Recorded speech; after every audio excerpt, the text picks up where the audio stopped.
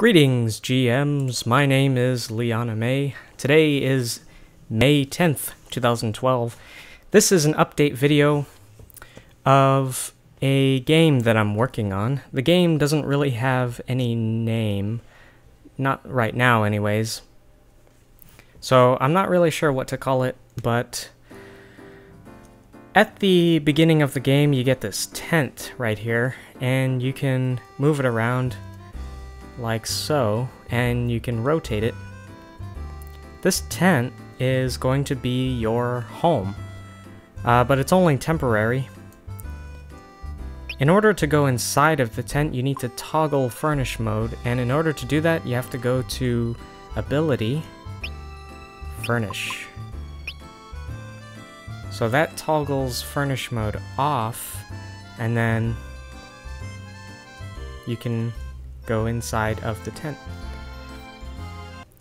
This is what the inside of the tent looks like, and at the beginning of the game there's two beds here, and that's because I think at the beginning of the game I'm gonna make it so that you have to share the tent with an NPC, but it's only temporary.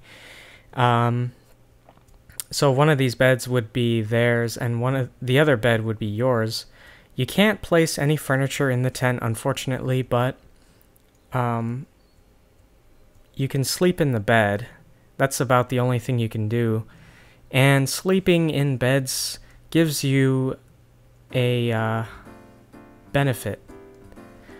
But I'm not going to spoil it because I haven't created that script yet. The beds are supposed to do something, but I haven't created it, so I can't really show you it.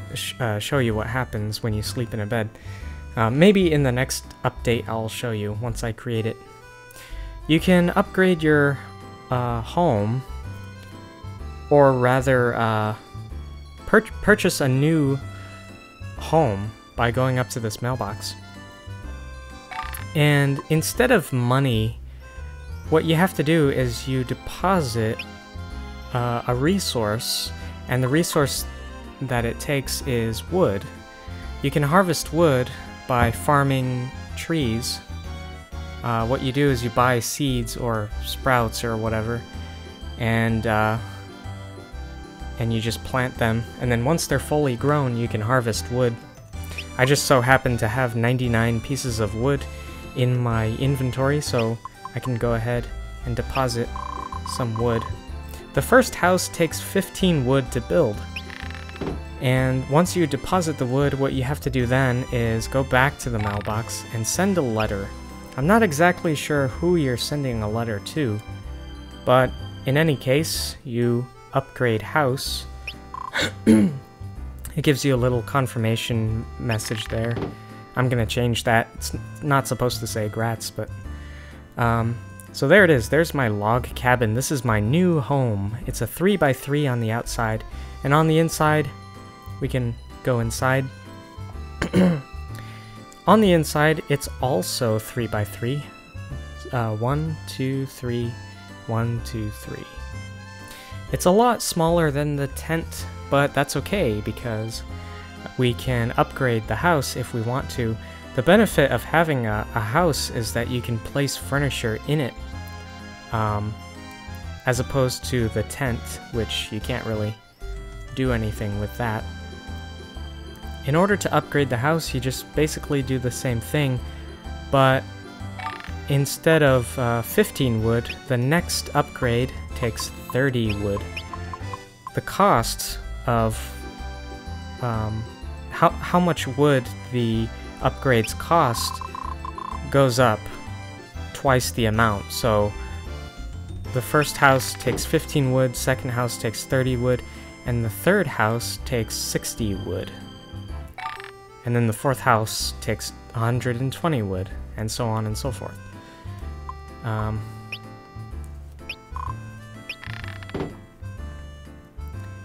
And you can see now that the house is bigger and better. It looks a lot better, and yeah, like the more you upgrade your house, the fancier it looks and the bigger it is. So the outside is a 3 by 4 and the inside is a 6 by 3. See, 1, 2, 3, 4, 5, 6. 1, 2, 3. And each time you upgrade your house, it gives you 9 blocks of space. So the next upgrade will give me another 9 blocks of space.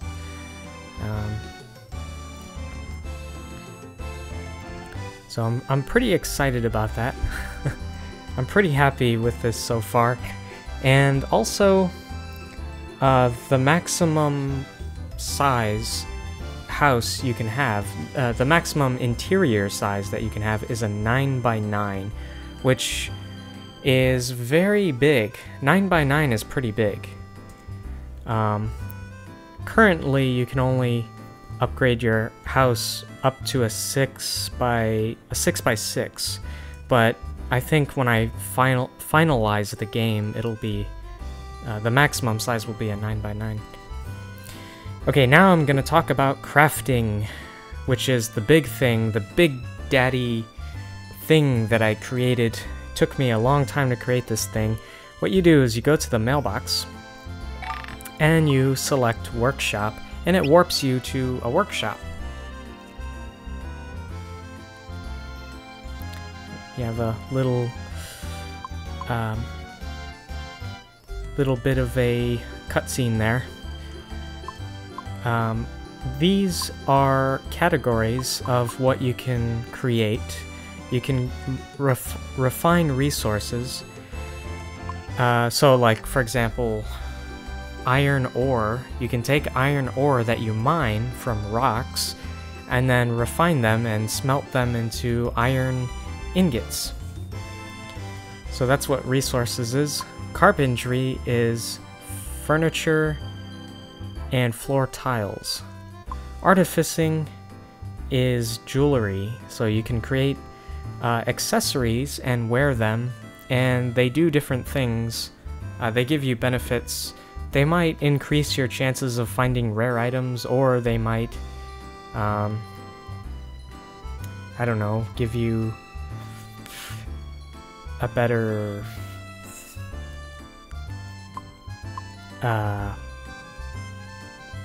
thinking process.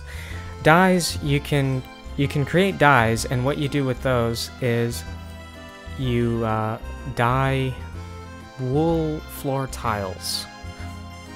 That's pretty much the only thing you can do with dyes. So let's create some furniture.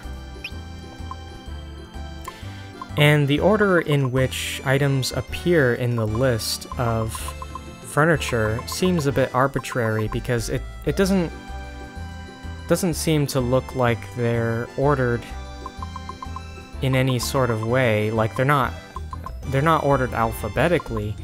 The way that I ordered them was by level.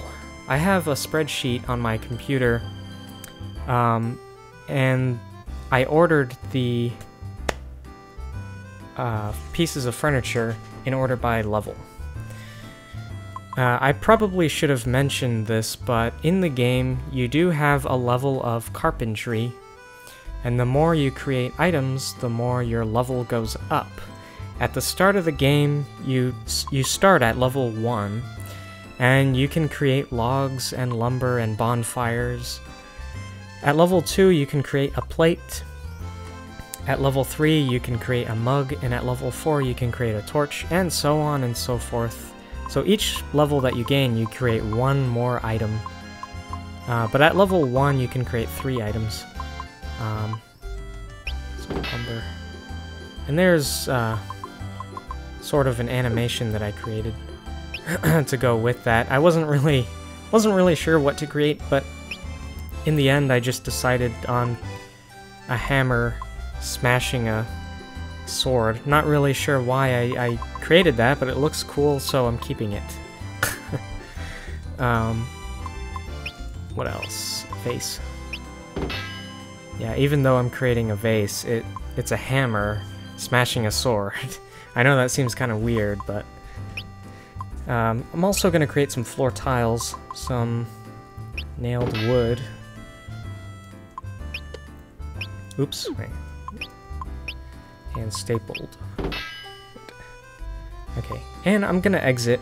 I did not create the scripts for resources, artificing, or dyes. Creating the scripts for carpentry was a lot of work. So I'm still working on it. I'm not even done with that. There's still some items I need to register in the scripts. Okay, so now I have these items in my inventory. There's the lumber that I created.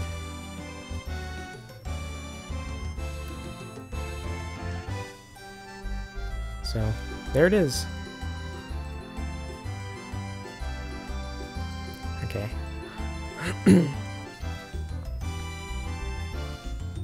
Gonna go inside my house and put some floor tiles down. In order to place floor tiles, what you have to do is go to your abilities and select floor tiles. And that toggles floor tile mode. The reason why I created floor tile mode is because the game needs to know when you're placing items down, because in order to place an item and rotate it and move it around, you have to run into it, so it bypass members. I don't know if that makes any sense. It's kind of hard to explain, but see, watch. See this object right here? I can walk into it, so it's bypassing members. And if I didn't have floor mode on, I would just walk either on top of it or around it. I wouldn't be able to walk into it. So that's why I invented something called floor mode, or wasn't really sure what to call it. I just called it floor tiles, but I might change that. It's not really an ability. I don't know if you would even call that an ability, but I thought it was smart to create to use it as an ability rather than having a mailbox. If you saw my last update video, you saw that I had a mailbox at the entrance of the house, and you had to interact with it in order to toggle between furnish mode and floor mode. But I found out that that created bugs because well, yeah, you're just gonna have to take my word for it. I'm gonna go to furnish mode and place the vase. So, the floor tiles right now are transparent. The reason why they're transparent is because we're in furnish mode, and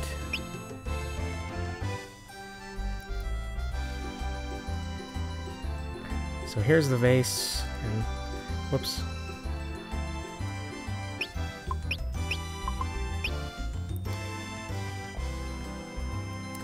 Excellent. So this is what it looks like. Now that furnish mode is turned off, I can't walk into it. I'm trying, but I can't.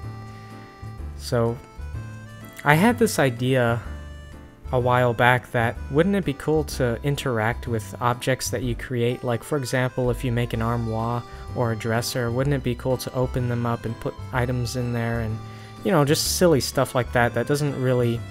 It's not really that important, but it kind of makes the game fun, kind of like The Sims.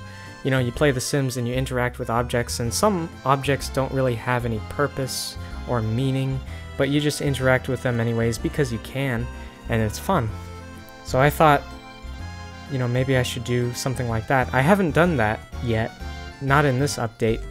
There is one object that you can create and interact with, and that object is a bed.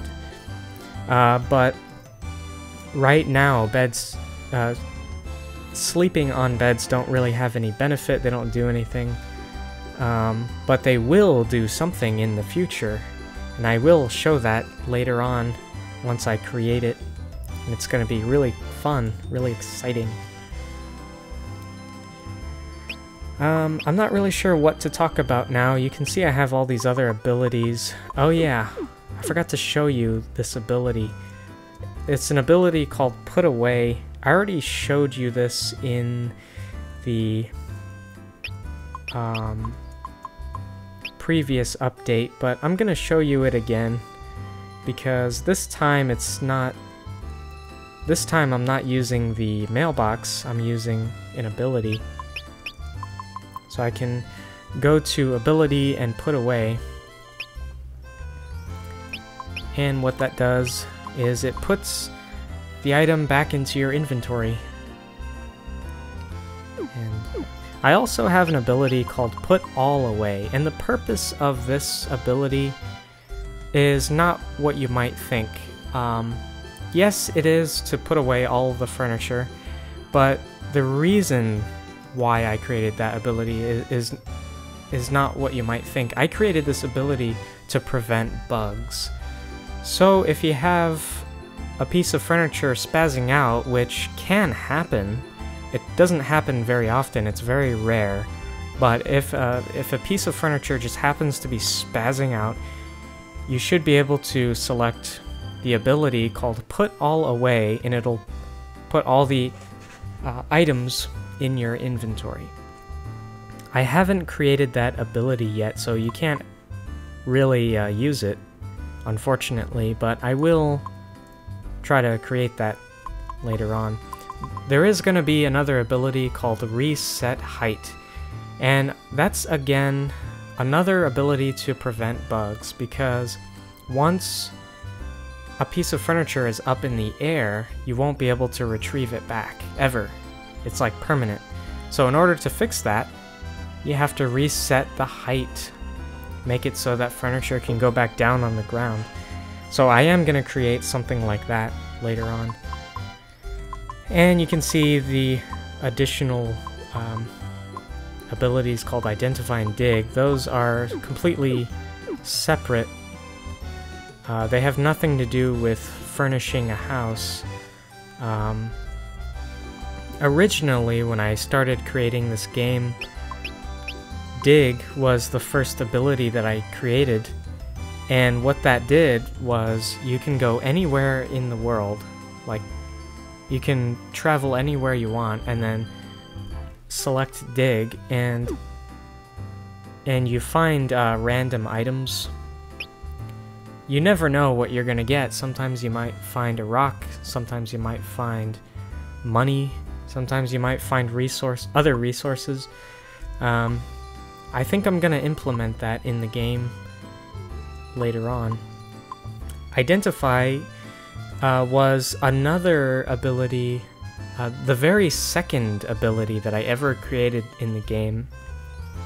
And what that does is you get to identify items, because some items are unknown. You get these items in the game that just have question marks, and you don't really know what they are, so in order to figure it out, you have to identify them. That's pretty much it.